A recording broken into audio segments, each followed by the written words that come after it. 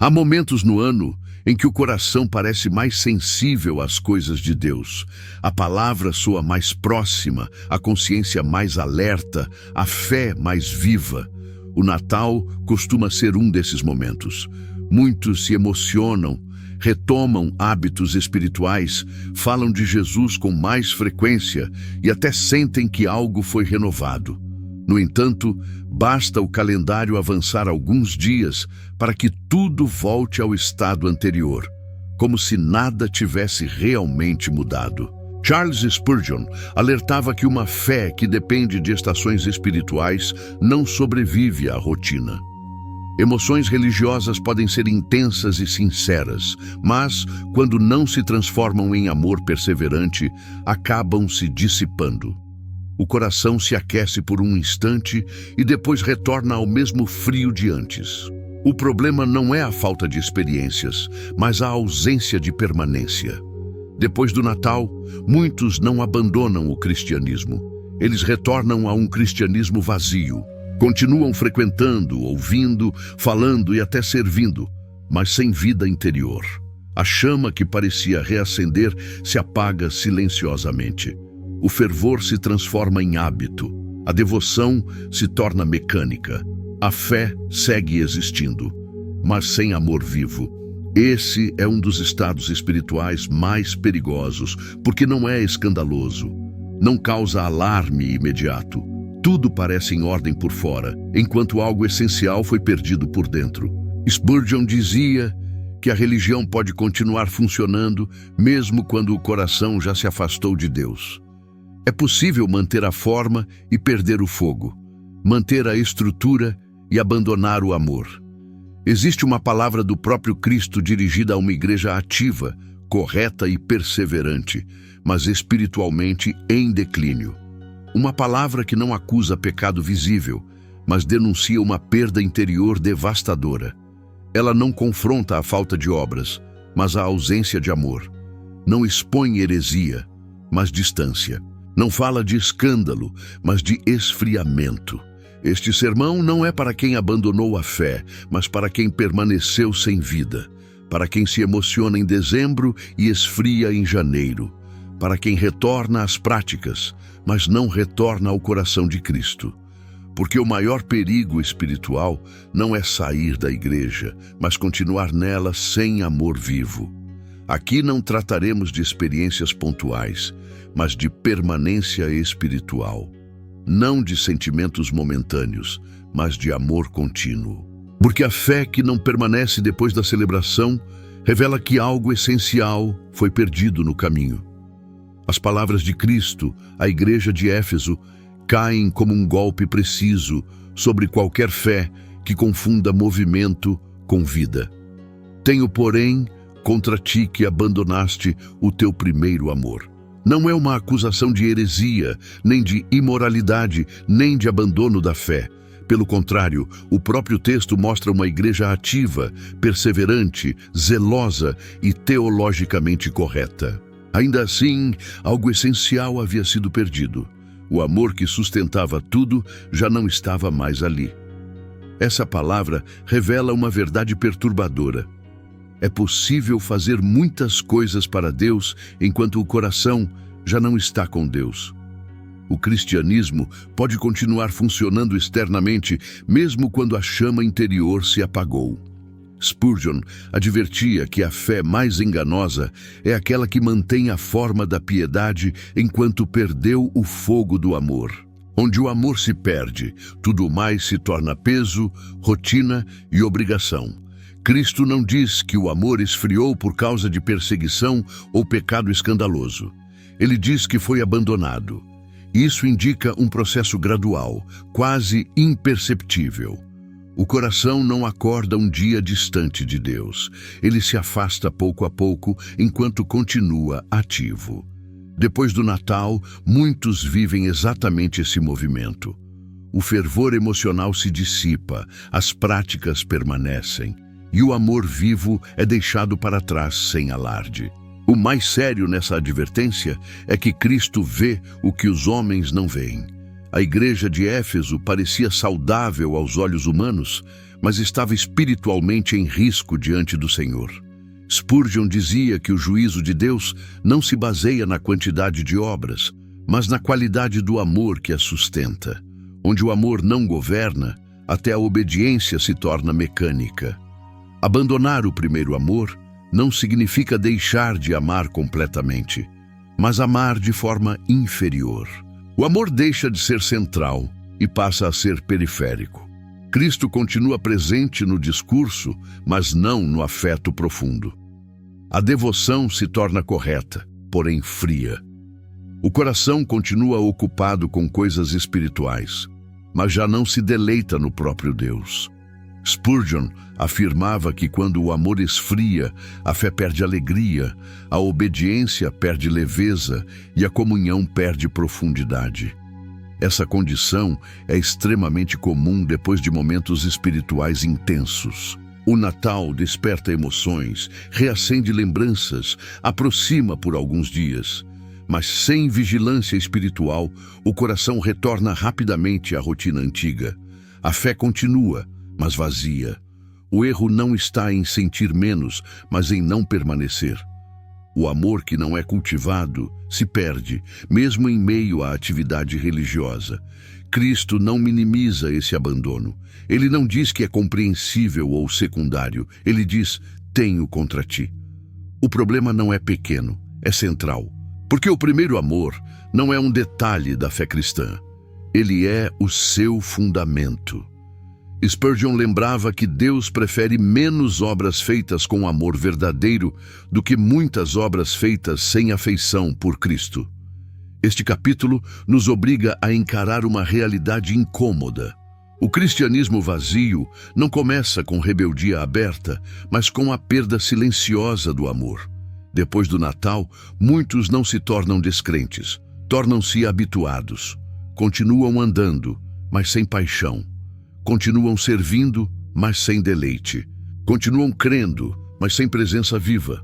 Assim, Apocalipse 2, 4, 5, deixa de ser uma carta antiga e se torna um espelho atual.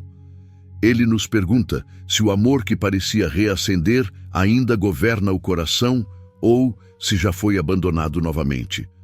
Porque onde o amor não permanece, a fé pode continuar, mas vazia. E Cristo, que vê além da aparência, não se cala diante dessa ausência. Há algo profundamente enganoso nos momentos espirituais intensos quando eles não são acompanhados de vigilância. O Natal aquece o coração, desperta lembranças sagradas e cria uma atmosfera favorável à fé.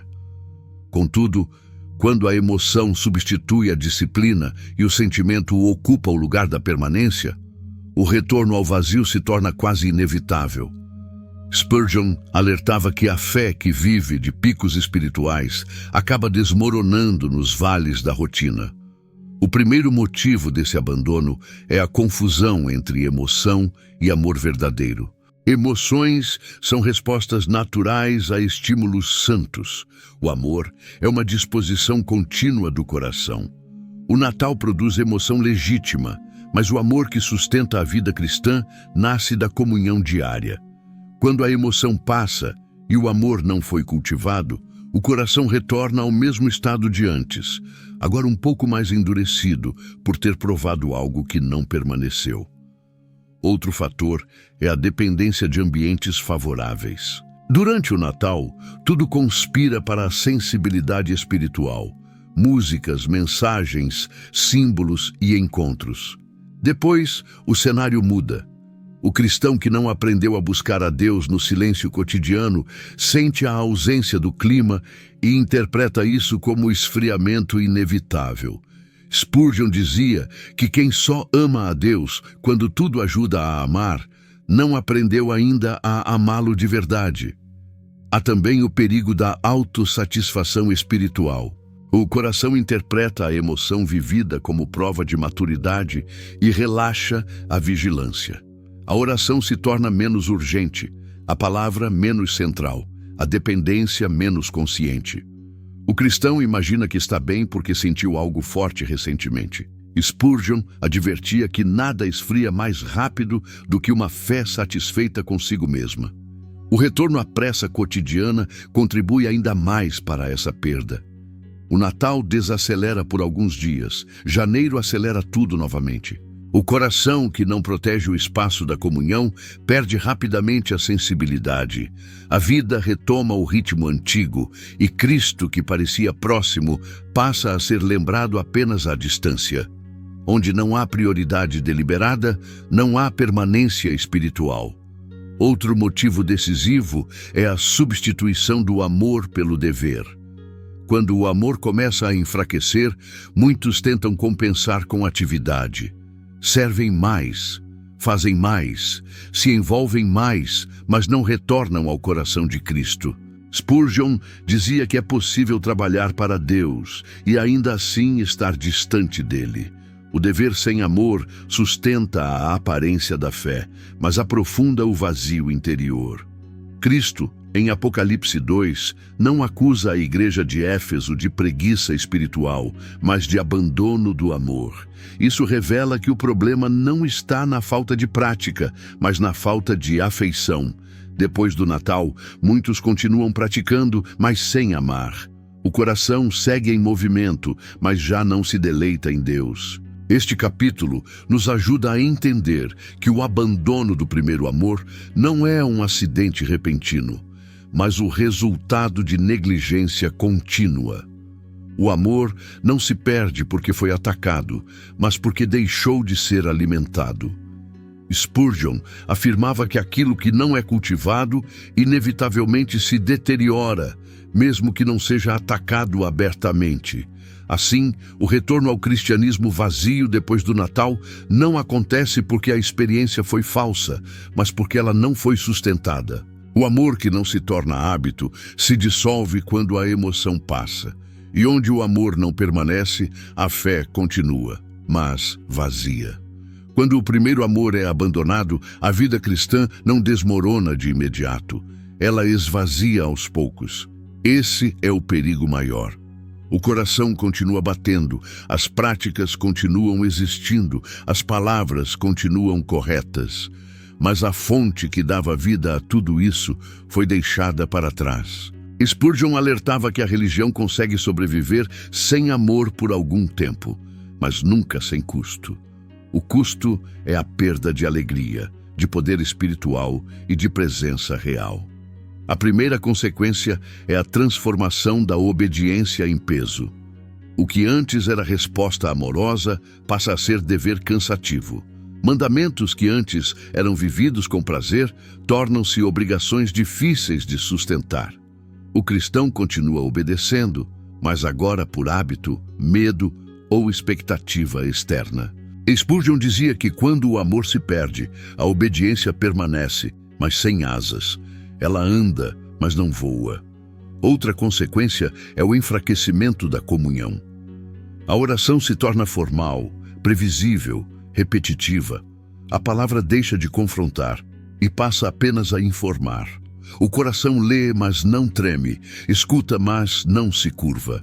Onde o amor foi abandonado, a presença de Deus já não é buscada com sede, mas tolerada com distância. A fé continua, mas sem intimidade. Há também um impacto direto no discernimento espiritual. Sem amor vivo, o coração perde sensibilidade. Pecados pequenos passam a ser tolerados. Concessões discretas se tornam normais. O zelo pela santidade diminui, não porque a verdade mudou, mas porque o afeto enfraqueceu. Spurgeon afirmava que o amor é o guardião da consciência. Quando ele se afasta, a vigilância cai. O testemunho sofre igualmente. Um cristianismo sem amor pode ser correto, mas é frio. Pode ser ortodoxo, mas não é atraente. O mundo percebe a ausência de vida, mesmo quando a linguagem é correta. Onde o amor não governa, a fé perde autoridade moral. Spurgeon lembrava que nada denuncia mais um cristianismo vazio do que a ausência de alegria reverente na presença de Deus. Outra consequência grave é a substituição do relacionamento pelo ativismo. O cristão tenta compensar a ausência de amor fazendo mais. Serve mais, envolve-se mais, ocupa-se mais. mas evita voltar ao lugar da comunhão. A atividade se torna refúgio para não lidar com o vazio interior. Spurgeon advertia que trabalhar para Deus pode se tornar a forma mais eficaz de fugir de Deus quando o amor se perde. Cristo trata essa condição com seriedade porque ela é espiritual e central. Em Apocalipse 2, ele não ameaça por causa de erros doutrinários, mas por causa da ausência de amor. A advertência é clara: sem arrependimento, o candeeiro seria removido. Isso revela que uma igreja pode continuar existindo externamente e, ainda assim, perder sua luz espiritual. Onde o amor é abandonado, a presença se retira. Este capítulo nos mostra que o cristianismo vazio não é neutro, ele é perigoso. Ele anestesia a consciência, enfraquece a fé e prepara o terreno para quedas maiores. O abandono do primeiro amor não é um detalhe emocional. É um colapso espiritual silencioso. Spurgeon dizia que Deus pode tolerar fraqueza, mas nunca indiferença amorosa. Assim, as consequências desse abandono explicam por que tantos voltam ao mesmo vazio depois do Natal. A chama não se apagou por perseguição, mas por negligência. O amor não foi roubado, foi deixado. E onde o amor não permanece, tudo mais continua, mas sem vida.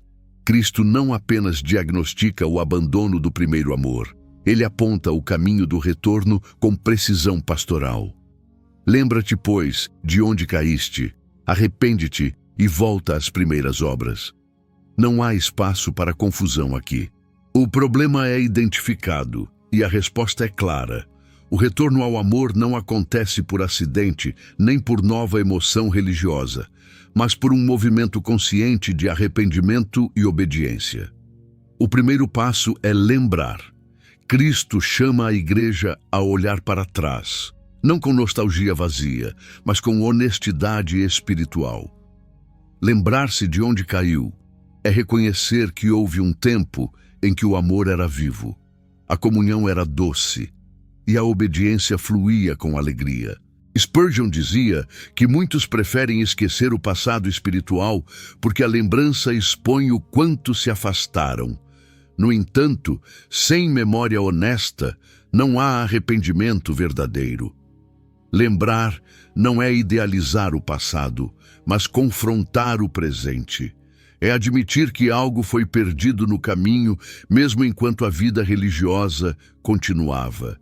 O coração precisa reconhecer a queda não como fracasso momentâneo, mas como deslocamento do centro.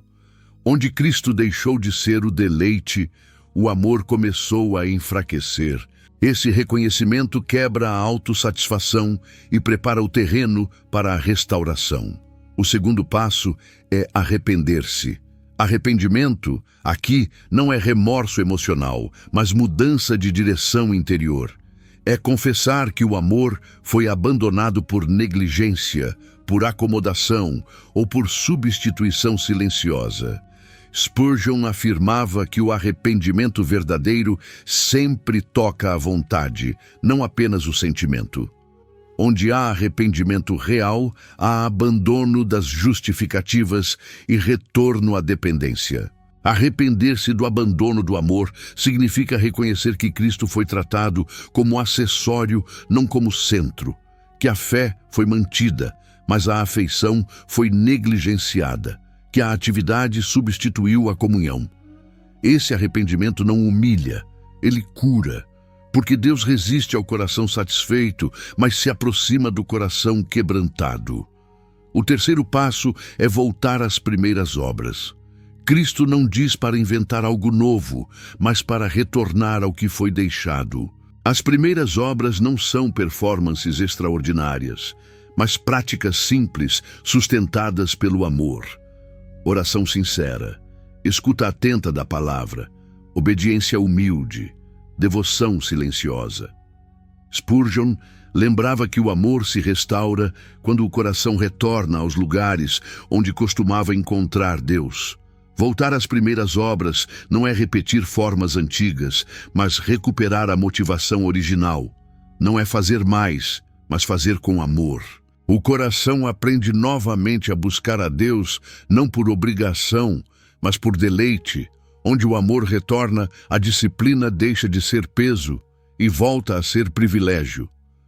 Este capítulo nos mostra que Cristo não abandona quem o abandonou primeiro. Ele chama, corrige e oferece restauração. O retorno é possível porque o convite ainda está de pé. Spurgeon dizia que o amor de Deus não se apaga com a frieza do homem, mas espera o arrependimento para reacender a chama. Assim, o caminho para sair do cristianismo vazio depois do Natal não é buscar novas experiências, mas retornar ao amor perdido. Lembrar-se, arrepender-se e voltar. Onde esse caminho é percorrido com sinceridade, o primeiro amor não apenas retorna, ele se aprofunda. E a fé, antes vazia, volta a ser viva. Capítulo 5. Como sustentar o amor? Quando a rotina retorna. O maior desafio da vida cristã não é iniciar bem, mas permanecer bem.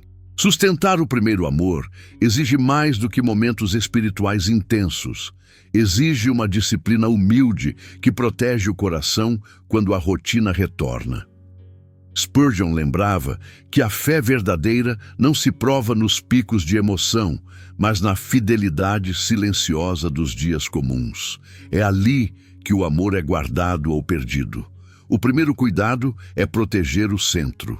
O amor se sustenta quando Cristo permanece governando as prioridades. Isso significa decidir diariamente que o tempo com Deus não será empurrado para as sobras do dia. Onde o tempo é sempre negociável, o amor enfraquece. Spurgeon dizia que aquilo que não é protegido acaba sendo roubado pela pressa. A rotina não é inimiga da fé. O descuido é. Outro elemento essencial é cultivar a presença, não apenas cumprir práticas. Leitura bíblica e oração podem se tornar tarefas vazias se não forem vividas como encontro. Sustentar o amor exige escuta reverente, não leitura apressada. Exige oração honesta, não repetição automática. Spurgeon afirmava que Deus se aproxima de quem o busca com o coração inteiro, não de quem apenas cumpre um hábito religioso. A vigilância espiritual também é indispensável. O amor se perde quando pequenas concessões passam despercebidas. Um coração que tolera distrações constantes, pecados discretos e justificativas frequentes começa a esfriar sem perceber. Spurgeon lembrava que o amor por Cristo é sensível. Ele se enfraquece quando o coração aprende a conviver com o que entristece o espírito. Onde há vigilância humilde, o amor é preservado. Sustentar o amor também envolve simplicidade. Muitos perdem o primeiro amor porque complicam a fé. Procuram estímulos constantes, novidades espirituais e experiências extraordinárias, enquanto negligenciam o simples e fiel. Spurgeon dizia que o amor cresce nos mesmos lugares onde nasceu, na palavra, na oração, na obediência e na comunhão. O coração não precisa de novidades, precisa de constância. Outro fator decisivo é a obediência imediata. O amor se fortalece quando o coração responde prontamente à voz de Cristo. A demora em obedecer endurece o afeto. Quando o cristão sabe o que deve fazer e adia, o amor perde vigor. Spurgeon afirmava que nada mantém o coração aquecido como a obediência sincera. Onde Cristo é obedecido, ele é amado com mais profundidade. Por fim, sustentar o amor exige humildade contínua. Reconhecer diariamente a dependência de Deus, confessar falhas rapidamente e retornar sem demora ao lugar da comunhão. O amor não se sustenta por orgulho espiritual, mas por quebrantamento constante. Spurgeon lembrava que o coração humilde é terreno fértil para a presença de Deus. Este capítulo nos ensina que o primeiro amor não se mantém por acaso. Ele é guardado por decisões simples, repetidas e fiéis. Quando o amor é protegido na rotina, o cristianismo deixa de ser sazonal e se torna caminhada diária.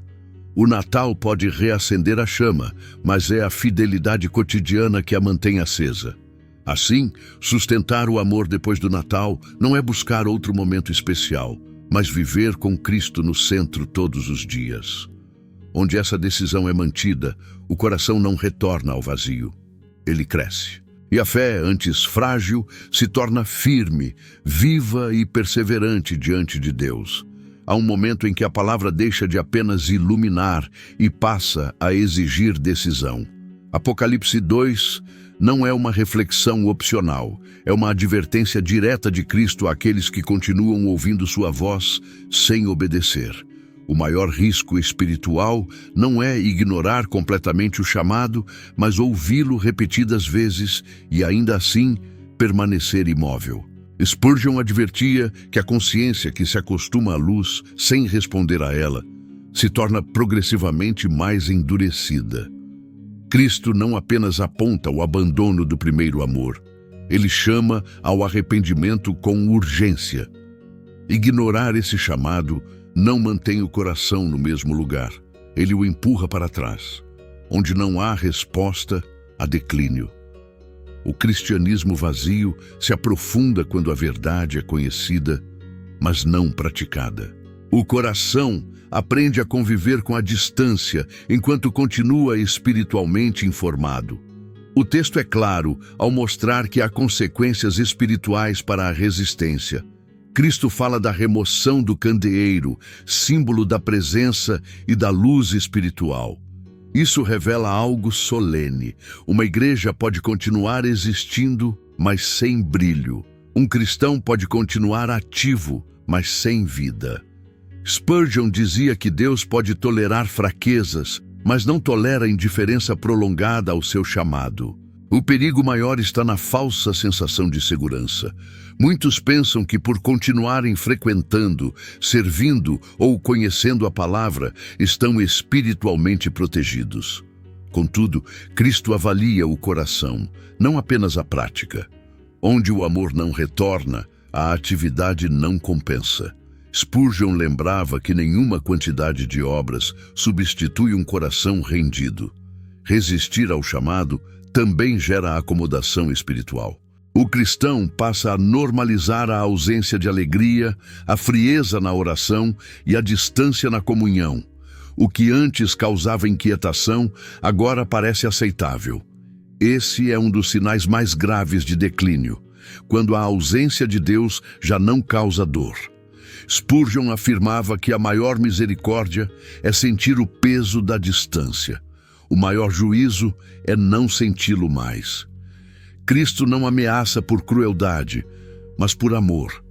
Seu chamado ao arrependimento é prova de que ainda há espaço para retorno. Enquanto ele fala, a porta ainda está aberta, mas a advertência mostra que esse convite não deve ser tratado com leviandade. O tempo da resposta não é indefinido. O coração que sempre adia acaba perdendo a capacidade de responder. Este capítulo nos confronta com a seriedade do momento presente.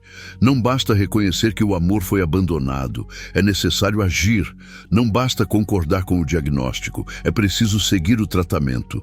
Spurgeon dizia que o Evangelho não é apenas uma verdade a ser aceita, mas uma vida a ser vivida. Onde não há obediência, a fé se torna apenas conceito.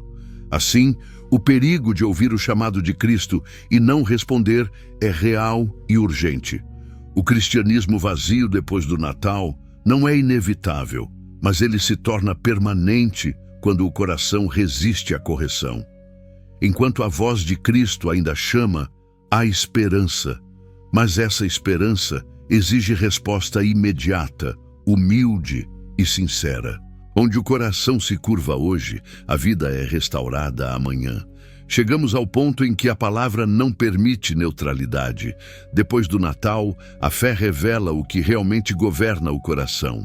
Ou o amor retorna e permanece, ou o cristianismo continua existindo apenas como forma. Cristo não fala à igreja de Éfeso para informar, mas para decidir. O chamado é simples e profundo: voltar. não a um momento específico, não a uma emoção passada, mas ao amor que sustentava tudo. Spurgeon lembrava que Deus não negocia com a frieza, mas responde ao arrependimento. O primeiro amor não se restaura por força de vontade nem por novos estímulos espirituais. Ele retorna quando o coração se curva, confessa e obedece. Onde há rendição, há restauração. Onde há resistência, o vazio se aprofunda. A fé que não volta ao amor torna-se rotina piedosa, mas sem vida. Este capítulo final nos chama a reconhecer que o cristianismo vazio não é destino inevitável, mas escolha repetida. Cada dia em que o amor não é cultivado, ele se afasta um pouco mais. Cada decisão de adiar o retorno endurece o coração. Spurgeon dizia que a graça de Deus chama hoje porque sabe que amanhã o coração pode estar menos sensível. O tempo da resposta é agora. Voltar ao primeiro amor é devolver a Cristo o centro, é permitir que Ele governe novamente as prioridades, os afetos e as decisões. É abandonar a fé vivida no automático e recuperar a alegria da comunhão, onde o amor retorna, a obediência volta a ser leve, a oração volta a ser viva e a palavra volta a ter peso. O cristianismo deixa de ser esforço e se torna relacionamento. Permanecer no vazio, por outro lado, é escolher a aparência sem a presença. É continuar ativo, correto e informado, mas distante. Cristo adverte porque ama. A remoção do candeeiro não é ameaça vazia, é alerta misericordioso. Deus não se agrada de uma fé que perdeu o coração. Spurgeon afirmava que Deus prefere um coração quebrantado a uma igreja ocupada sem amor. Este é o convite final do sermão. Não para intensificar práticas, mas para retornar ao amor. Não para buscar outra experiência, mas para restaurar a permanência. O Natal pode reacender a chama. A rendição diária a mantém acesa. O que Cristo pede não é perfeição, mas fidelidade amorosa. Que ninguém saia apenas convencido, que saia decidido. Porque depois do Natal, muitos voltam ao mesmo cristianismo vazio, mas não precisa ser assim. Enquanto Cristo chama, o retorno é possível. Onde o coração responde hoje, o primeiro amor não apenas retorna, ele se aprofunda e a fé, antes vazia, volta a ser viva, perseverante e cheia da presença de Deus. Se esta palavra expôs o seu coração, não a trate como mais um conteúdo. Responda hoje. O chamado de Cristo não é para amanhã, nem para quando a rotina acalmar. É agora. Voltar ao primeiro amor começa com arrependimento sincero e uma decisão real de colocar Jesus novamente no centro. Comente abaixo: quero voltar ao primeiro amor. Esse simples ato é uma confissão pública de rendição e um passo de obediência. Inscreva-se no canal Escola do Príncipe se você não aceita um cristianismo vazio, emocional ou superficial. Aqui falamos de fé profunda, discipulado real e obediência que transforma a vida. Assista aos outros vídeos do canal. Cada mensagem foi construída para confrontar, despertar e conduzir você a uma caminhada mais íntima, firme e perseverante com Cristo. Não permita que este seja apenas mais um Natal que passou e tudo voltou a ser como antes. Volte ao amor. Permaneça no amor. Viva no amor.